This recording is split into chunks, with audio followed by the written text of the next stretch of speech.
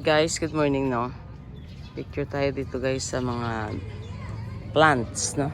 Yan. Rubber tree.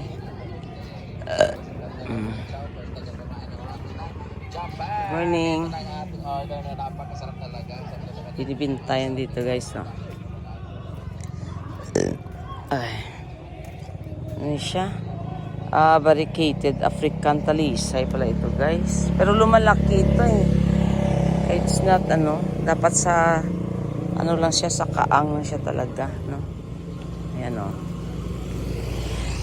Iba't ibang klase ng mga tanim, no? Ayan. Yung iba, pati yung iba nang doon. Display lang. Ito binibinta guys. May cranberry nga silang tanim mo. Problem lang, kaya dapat may spacious yung bahay mo. Kasi ito pwede lang sa kaang. Dati naalala ko yung lula ko guys. Marami siyang klase-klase ng mga bougainvillea.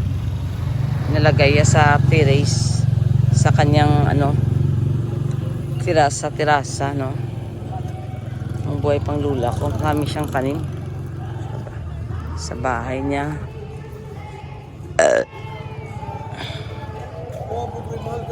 So, naalala ko talaga sa bahay niya, bougainvillea talaga yung naka-display doon.